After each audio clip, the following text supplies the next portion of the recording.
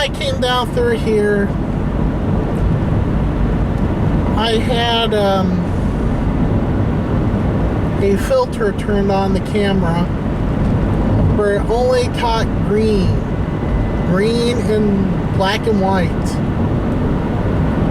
which is nice, I guess, in a way, if you wanted to get only green and the rest of it black and white, but whatever.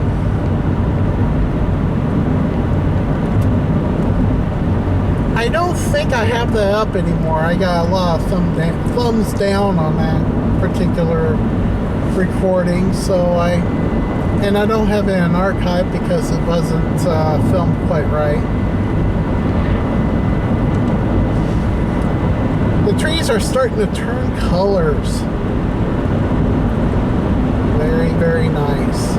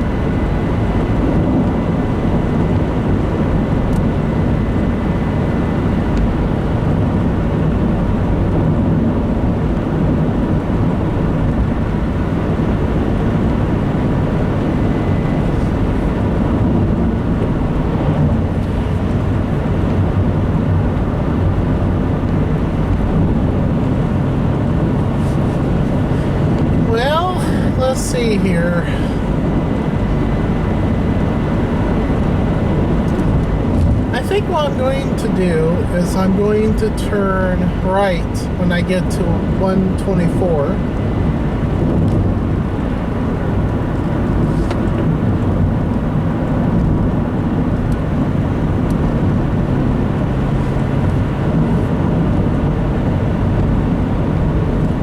And then we're going to take Highway Double N, and we'll follow that to Old Highway 63, and we'll wrap things up there.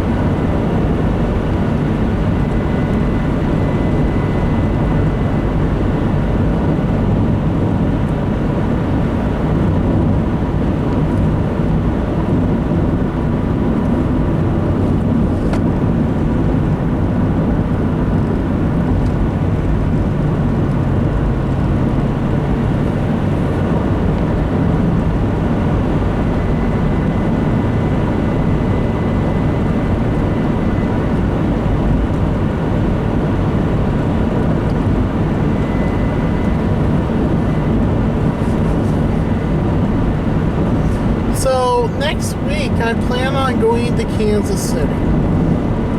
I'll probably do that early in the morning, rain or shine, just as the sun is starting to creep up. I want to get there by 9. I want to go to the ham radio store, and I want to get some other things as well.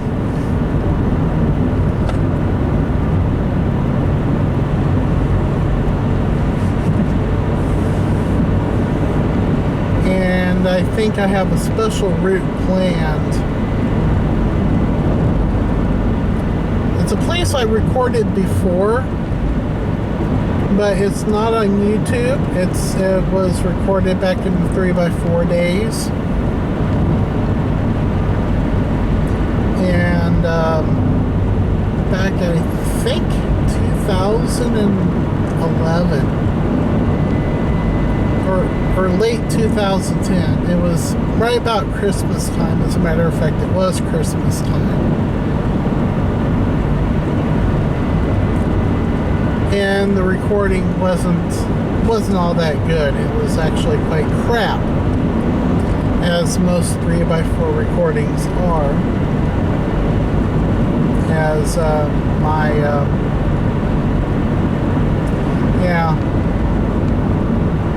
there's only so much you can fit on a 3x4 NTSC signal.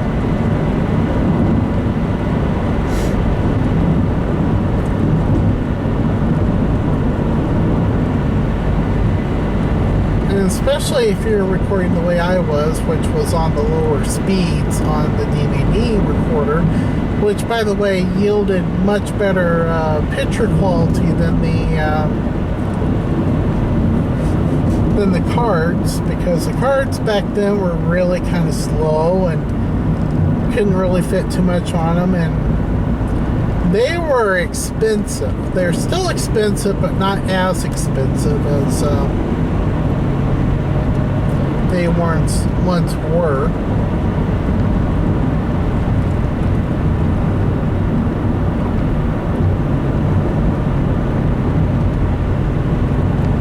But it just wasn't feasible. And the quality of the recording wasn't all that good because the cards were a little slow. So, I used a DVD recorder, and I recorded the audio directly from the XM radio, so couldn't post that if I wanted to. I get all sorts of copyright notices and people wanting to sue me and everything like that.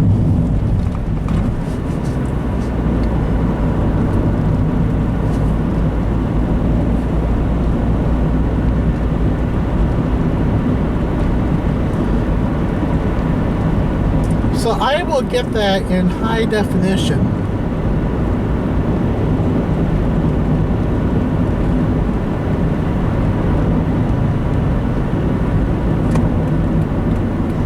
And then going home, I may do something special there too.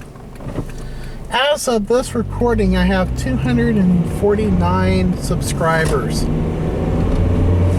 So I have a feeling that when I go out to KC, I will have 250 or maybe even a little bit more than that. So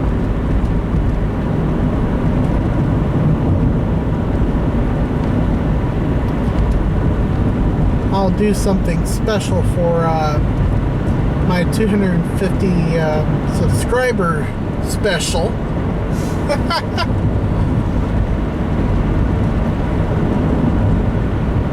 By the way, if you're subscribed, thanks a lot for doing so. I appreciate it. You know, the more the merrier when it comes to people watching these stupid, crazy things.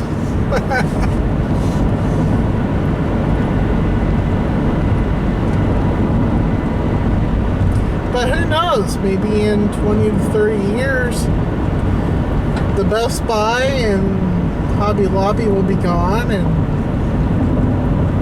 who knows what will be in that space.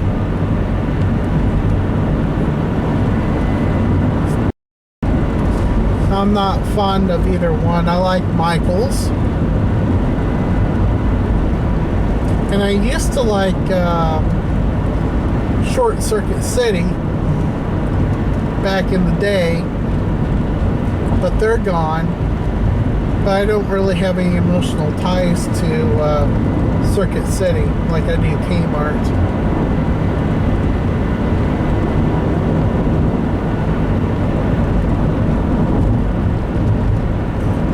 The only emotional, well, this goes back to Kmart. The emotional ties go back to my grandparents. He used to like the cafe that was in the back of the store.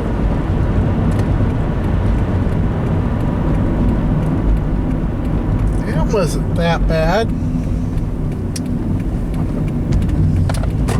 Yep, here we are on NN.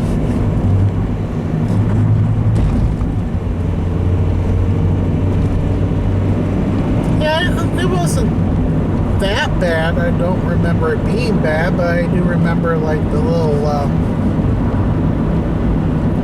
the juice thing. The juice dispensers would have like a little bubbly juice, you know, fake juice circulating around on top. You know, makes it look like that the juice is circulating when it's really not.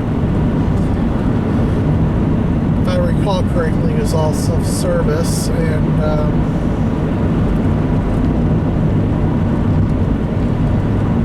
they had these plastic red cups that they would give out. You had to give it back to the people when you're done with them. You didn't throw them away.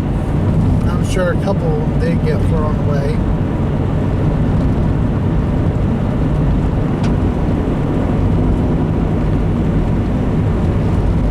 Kmart just used to be a cool store, and they just completely screwed it up. They completely screwed it up, and then they wonder why they went into bankruptcy. Well, that's because you screwed everything up. That's why you went into bankruptcy. Totally messed it all up. You had a great thing going and shot yourself in the foot, you know.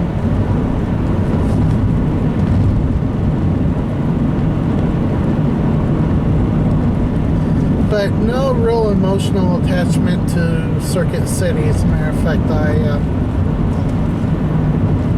had some complaints about Circuit City, and they made some really bad decisions too, and they had to liquidate, and they wonder why people just didn't want to go there. Well, the reason is you screwed up everything. Had a good thing going.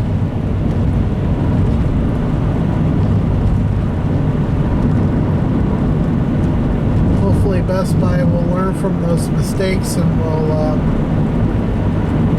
I know that they were kind of doing bad there for a while. I think they're doing better now.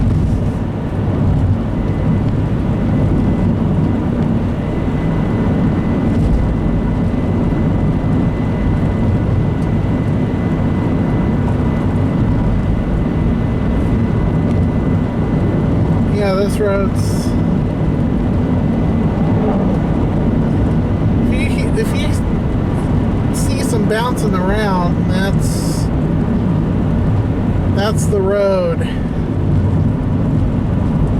It is not in a good shape right now. This road's kind of a back road, so the state really doesn't do an awful lot with it.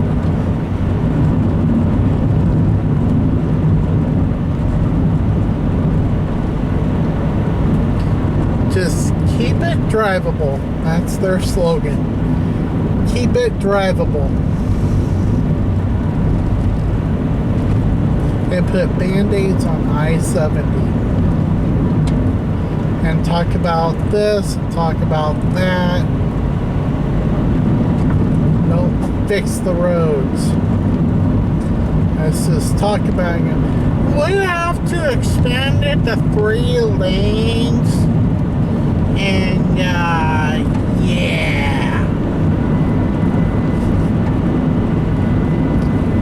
We gonna put a toll on I-70? Yeah. And people will be like, we don't want to pay a toll to drive I-70. Although it does make sense that it probably would fix the road. Have a little revenue come in.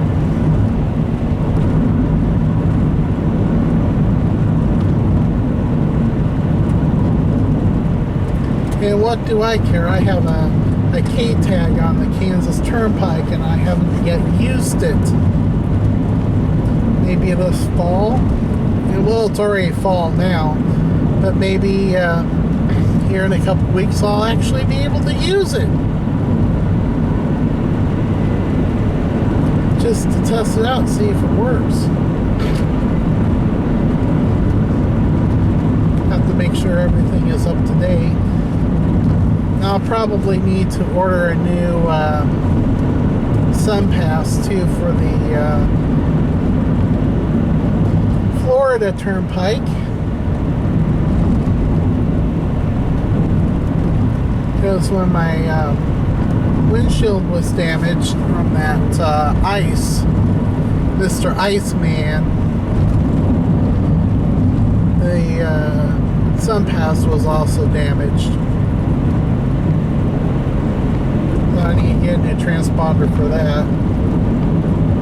Got my Kansas Turnpike transponder. It's all ready to rock and roll whenever I get ready to use it.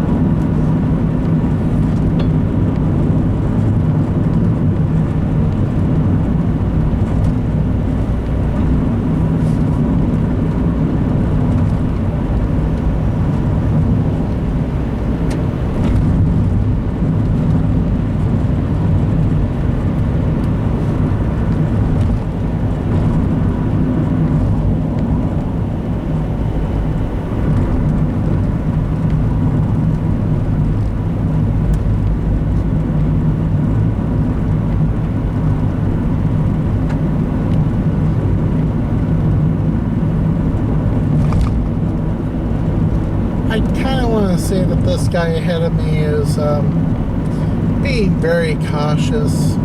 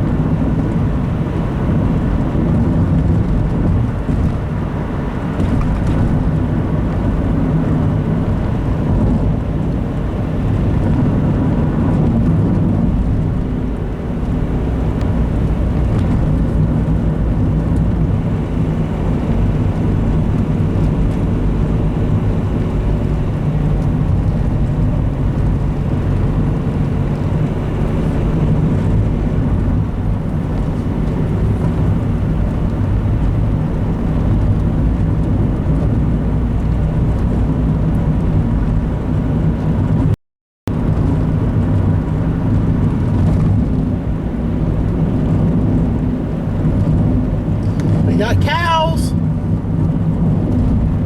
grazing on the pasture in the field.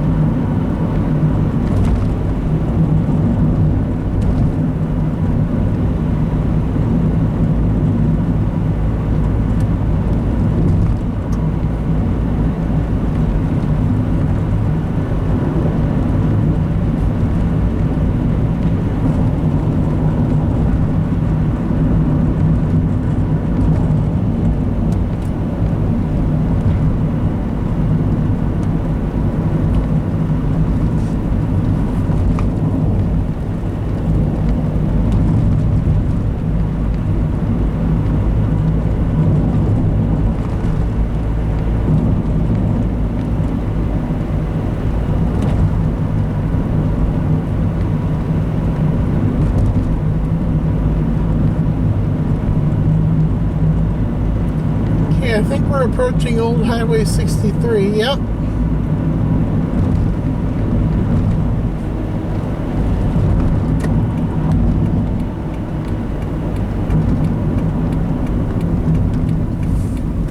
And it is literally called Old Highway 63.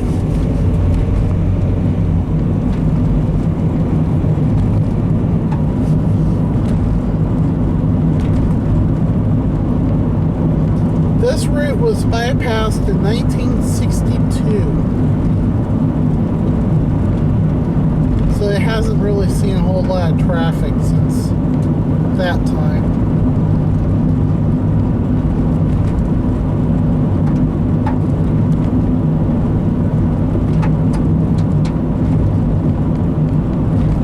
Okay, we got a yield sign coming up, which means I don't have to stop, but I do have to slow down.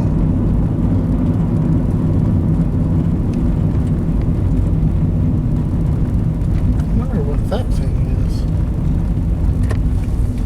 Okay, let's go and explore.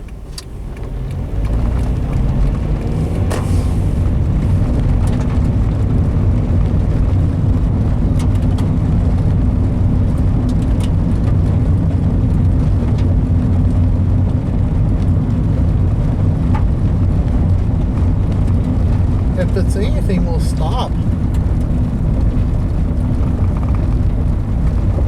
And it is nothing.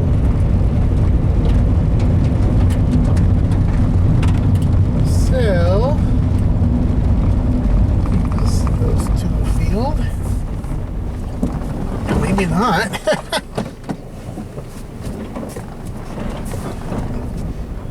Well, I'm guessing the ditch wasn't so deep.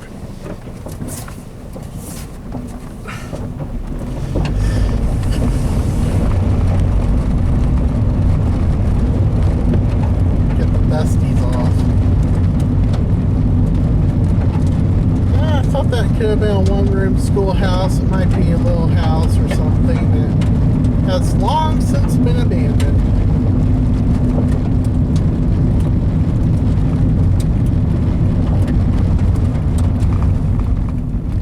Okay, heading down the dead end now.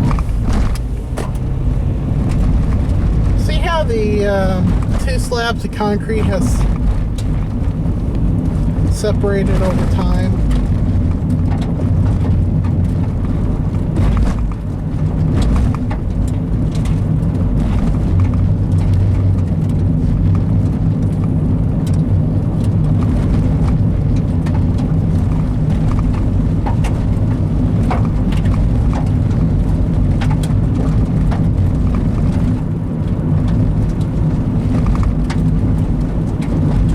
You can see the original pavement here.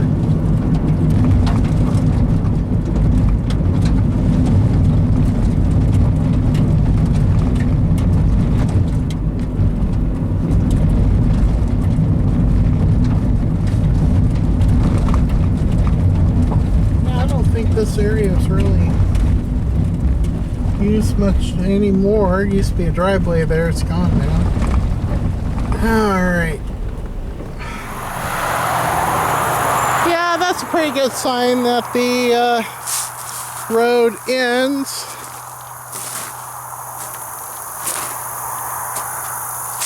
Here's a piece of old pavement right here. It's been there for a long time.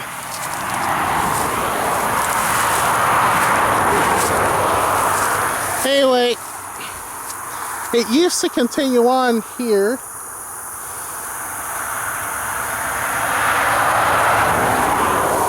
And there used to be another dead end sign there. So there is still some pavement underneath us. But they just reused this portion here.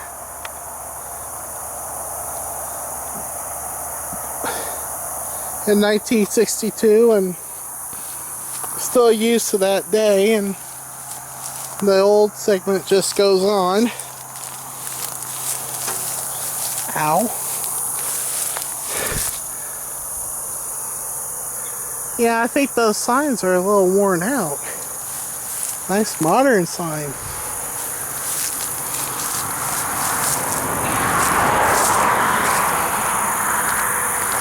Speed limits down through here used to be 70, if you can believe it or not.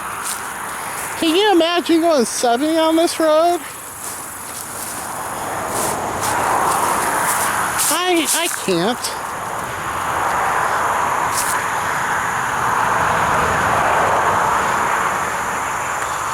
There's some swirlies on the old road, cracks.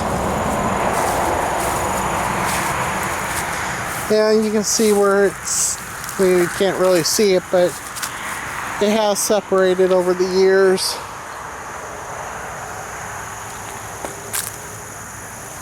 See here, it's deteriorated over the years. Concrete don't last forever, and this part's starting to fall apart.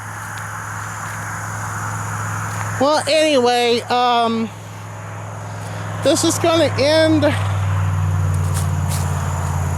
this segment and this recording. If you have any comments, questions, or concerns, feel free to leave them in the comment box. If you haven't already done so, please subscribe. That would be great. And I guess we'll catch you down the road.